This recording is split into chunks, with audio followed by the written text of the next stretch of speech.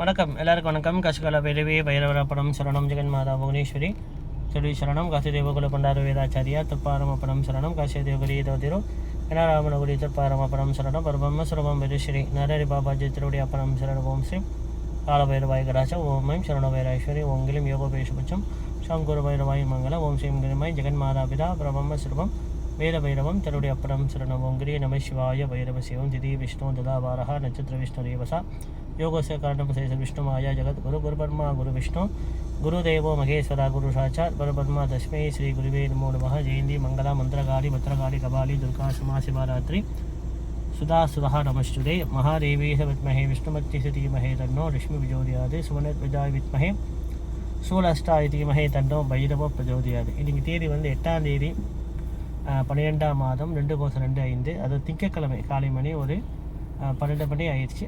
12 மணி ஆயிடுச்சு. 12 மணிக்கு மேலே ஒரு ஸ்ரீ புவனேஸ்வரி யோகமாயா ஸ்ரீ புவனேஸ்வரி ஸ்ரீ ஜெகன்மாதா யோகமாய் ஸ்ரீ புவனேஸ்வரி தேவி காசிகால பைரவி பைரவருடைய ஆன்மீக தகவல். இது வந்து 89வது சதஸ், அதாவது வீடியோ 89வது நான் வீடியோ, அதாவது ஆன்மீக தகவல் புவனேஸ்வரி பைரவருடைய ஆன்மீக தகவல். 3 நாள் முன்னுக்கு ஒரு இந்தியாவிலேருந்து ஒரு குருமார் வந்து ஒரு விளக்கம் கேட்கல, தேதி கேட்டிருந்தார். அதாவது எப்படின்னா காலராத்திரி கால பைரவி ஜெயந்தி என்னைக்குன்னு கேட்டார். அதாவது பைரவர் ஜெயந்தி வந்து கால பைரவர் ஜெயந்தி வந்து கார்த்திகை மாதத்தில் வர தேய்பிர அஷ்டமி தான் அவருடைய கால பைரவர் ஜெயந்தி. அது பஞ்சாங்கத்தில் சில முன்ன பண்ண வரும், அது நம்ம அவங்க பஞ்சாங்க ஆசிரியர்கள் அதை கணிச்சு கரெக்டாக சொல்லுவாங்க. ஆனால் இந்த ஆண்டு வந்து கால பைரவர் ஜெயந்தி வந்து 11ஆம் தேதி 12ஆம் மாதம் 2025 வியாழக்கிழமை தேதி ஒரு 2 மணிக்கு ஆரம்பித்து 12ஆம் தேதி 12ஆம் மாதம் 2025 ஒரு 2 மணிக்கு திதி முடியுது. அப்போ 11ஆம் தேதி 12ஆம் மாதம் இரவில் அந்த கால பைரவி அஷ்டமி உடைய தீவிர அஷ்டமி திதி இருப்பதால் கால பைரவருடைய சன்னிதானத்தில் 11ஆம் தேதி 12ஆம் மாதம் செய்வது தான் உசிதமான ஒரு ஜெயந்தி பைரவர் யாகம். ஆனால் சில கோயில்மார் வந்து 11ஆம் தேதி செய்வாங்க, சில கோயிலில் வந்து 12ஆம் தேதி செய்வாங்க. சிலர் வந்து போன மாதம் ஐப்பசி மாதம் தேய்பிர அஷ்டமியே செஞ்சுட்டாங்க, 11ஆம் தேதி 11ஆம் மாதமே செஞ்சுட்டாங்க. அது அவங்க நம்பிக்கை பொறுத்து பாருங்களேன், யாரையும் நம்ம என்றைக்குமே குறை சொல்லக்கூடாது. அவங்களுக்கு எவ்வளோ தூரத்துக்கு அனுபவம் நுட்பங்கள் தெரியுமோ அவ்வளோ தூரத்துக்கு அவங்க செய்கிறாங்க. பைரவருக்கு தெரியும் பைரவருக்கு எது உண்மையாக ஜெயந்தி. அப்புறம் ஒரு குருமார் வந்து காலராத்திரி கால பைரவி ஜெயந்தி என்னைக்கு வரும் ஐயான்னு சொல்லி கேட்டிருந்தாங்க. இப்போ நான் சொல்லியிருந்தேன் புவனேஸ்வரி அம்பாள் ஜெயந்தி வந்து ஆவணி மாதத்தில் வர பௌர்ணமி திதி முன்னுக்கு 3 நாள் பின்னால் 3 நாள் திருவோண நட்சத்திரம் வருது தான் புவனேஸ்வரி அம்பாளோட ஜெயந்தி, அதாவது ஆவணி மாதத்தில் வர.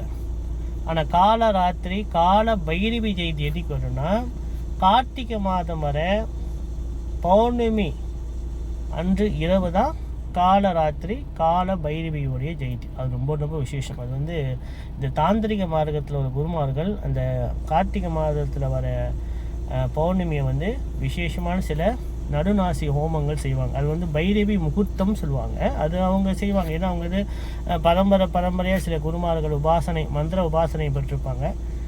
குரு மந்திரம் சொல்லுவாங்க. அந்த குரு மந்திரத்தை வைத்து அந்தந்த தேவிக்கு உள்ள அந்த ஹோமத்தை மூலமந்திர ஜபத்தை அவங்க செய்வாங்க. அந்த தாந்திரிக மார்க்கத்தில் உள்ள குருமார்கள், மாந்திரிக மார்க்கத்தில் உள்ள குருமார்களும் அதனால வேத பாடசில குருமார்களும் அது கடைப்பிடிப்பாங்க. ஆனால் இந்த ஆண்டு வந்து நீங்களே கண்டுபிடிச்சிங்க, கார்த்திகை மாதத்தில் வர பௌர்ணமி திதி இரவில் இருப்பதோ அந்த இரவில் உள்ள திதியை வைத்து தான், அதாவது பௌர்ணமி திதி கார்த்திகை மாதம் வரல பௌர்ணமி திதி தான் கால ராத்திரி கால பைரவியுடைய ஜெயந்தி. அது ரொம்ப விசேஷமான ஒரு பூஜை.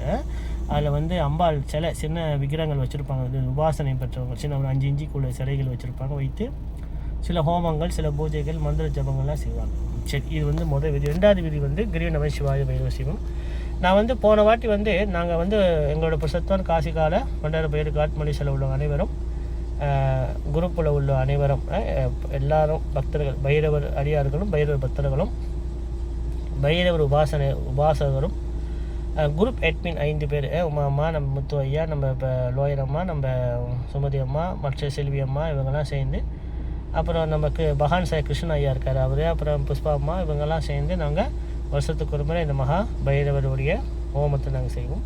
அதில் சில விதிமுறைகள் நான் சொல்லியிருந்தேன் போன வாட்டி. ஒரு ஹோமத்துக்கு போனால் என்னென்ன விதி கடைப்பிடிக்கணும், என்னென்ன விதி கடைப்பிடிக்க கவனமாக இருக்கணும். ஏன்னா ஹோமத்தோட பலன் ஒருவருக்கு முழுமையாக கிடைக்கணும்னு சாஸ்திர விதி. ரெண்டாவது நான் எல்லா விதியும் சொல்லியிருந்தேன். இப்போ ஒரு முக்கியமான விதி, அதுவும் ஹோமம் அன்னைக்கு தயவுசெய்து எச்சு துப்பிடாதீங்க.